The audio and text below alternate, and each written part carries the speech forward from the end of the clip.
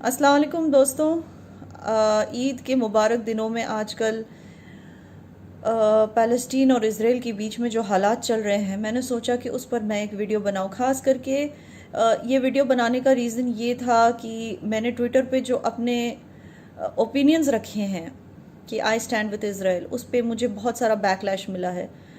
बहुत सारे लोग ये पूछ रहे हैं कि किस तरह की मुसलमान है जो फ़लस्तीनियों के साथ नहीं खड़ी है और कहती है कि आई स्टैंड विद इसराइल। दोस्तों, इसके बहुत रीज़न्स हैं। पहला रीज़न तो ये है कि अगर आप हिस्ट्री में जाएं तो जेरूसलम जो है वो कभी भी मतलब फ़लस्तीन का हिस्सा नहीं बोला जा। फ़लस्तीन तो नाम ही जो है वो मॉडर्न है। जूस हमेशा वहाँ की मेजॉरिटी रही है, वो जूइश लैंड ही हुआ करता था। जेरूसलम जो है वहाँ पे ईसा अलैहिस्सलाम की पैदाइश हुई थी। ईसा अलैहिस्सलाम जिसको क्रिश्चियंस जीसस क्राइस्ट कहते हैं, वो उनके पेरेंट्स भी जूइश थे, वो खुद भी जूइश थे, और जिस कम्युनिटी में वो पैदा हुए थे वो भी जूइश थे, और पूरी दुनिया को ये बात पता है कि उनकी पैदाइश जेरूसलम की है। तो इसमें कोई दो राय नहीं है कि जेरूसलम एक्चुअली जूइश लैंड है। माना कि कई मुस्लिम इन्वेडर्स ने आके इसको इन्वेड किया, इस जगह का अरबाइजेशन हुआ, मगर फिर भी यहाँ पे मेजॉरिटी जो रहने वाले वो हमेशा जूइश ही रहे हैं। 2015 के स्टेटिस्टिक्स के हिसाब से अगर आप देखेंगे तो जो पॉपुलेशन स्टेटिस्टिक्स हैं, 8.5 लाख जो पॉपुलेशन था जेरूसलम का, उसमें से 5.5 लाख जूइश थे और बाकी फ़लस्तीनी।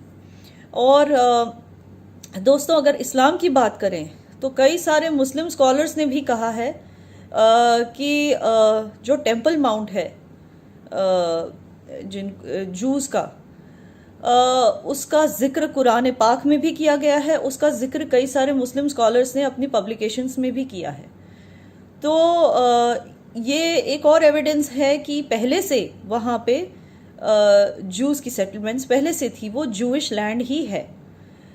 तो अब इस सब के चलते अगर आप मॉडर्न हिस्ट्री की बात करें तो 1967 में इसराइल ने गाज़ा और जेरूसलम को जीत लिया था इजिप्ट के साथ वॉर में। तो बाकायदा उन्होंने इन दो टेरिटरीज, ये जबकि हिस्टोरिकली उनकी खुद की टेरिटरी है, मगर फिर भी इन्होंने फिर से वापस जीत लिया इसको, ठीक है ना। उसके बाद उन्होंने देखा कि ठीक है, यहाँ पे मुसलमान बहुत सारे रहते हैं, तो उन्होंने रिस्पेक्टफुली 1990 का ओस्लो अकॉर्ड साइन किया, जिसमें उन्होंने गाज़ा पैलेस्टीनियन अथॉरिटीज़ को हैंड ओवर कर दिया, सिर्फ उन फ़लस्तीनी मुसलमानों की रिस्पेक्ट करते हुए जो वहाँ पे रहते। वहाँ पे जूस भी रहते थे, मगर उन्होंने कहा कि कोई बात नहीं, हम इसको पैलेस्टीन को हैंड ओवर कर देंगे। ये 1990 के ओस्लो अकॉर्ड में ये बात इसमें जारी होती है। मगर उसके बाद हुआ ये दोस्तों कि पैलेस्टीनियन अथॉरिटीज़ को हमस नाम के एक टेररिस्ट ऑर्गेनाइजेशन ने टेक ओवर कर लिया। उन्होंने पॉलिटिकली भी वहाँ पे इलेक्शंस जीते, और उन्होंने पैलेस्टीनियन अथॉरिटीज़ को हटा के अपने हमस के मेंबर्स को हर एक ऑफिशियल डिपार्टमेंट में डाल दिया। मैं आपको क्लियरली बता दूं दोस्तों, हमस जो टेररिस्ट ऑर्गेनाइजेशन, उसको क्यों कहा जाता है, क्योंकि उनकी बुनियाद ही है जूस की नफरत। ये ऑर्गेनाइजेशन बनी है जूस की नफरत पे। इन्होंने इलेक्शंस जीते हैं जूस के खिलाफ नफरत को प्रोपगेट करके। और इजराइल ऐसा क्यों चाहेगा कि उसके हिस्से का जो गाज़ा है वो उससे नफरत करने वाली एक ऑर्गेनाइजेशन चलाए, उससे नफरत करने वाले लोग वहाँ रहे? इजराइल ऐसे क्यों चाहेगा? मगर फिर भी वहाँ पे जो भी मॉस्क्स हैं उसको इजरायली अथॉरिटीज़ प्रोटेक्ट करती हैं, वहाँ पे जो वर्शिपर्स आते हैं उन्हें इज्जत देती है।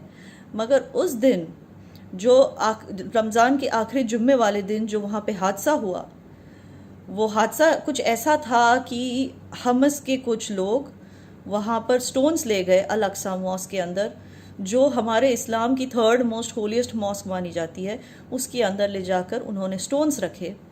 और जब इनोसेंट लोग, मासूम लोग वहाँ पे नमाज़ें पढ़ रहे थे, उसके बीच में इन्होंने स्टोन्स मारना शुरू कर दिया इजरायली फोर्सेस पे जो वहाँ पे रखवाली कर रहे थे, उन पे स्टोन्स मारना। रखवाली वो सिर्फ अल अक्सा मॉस्क की नहीं, वहाँ पे जो प्रे कर रहे थे उनकी भी कर रहे थे।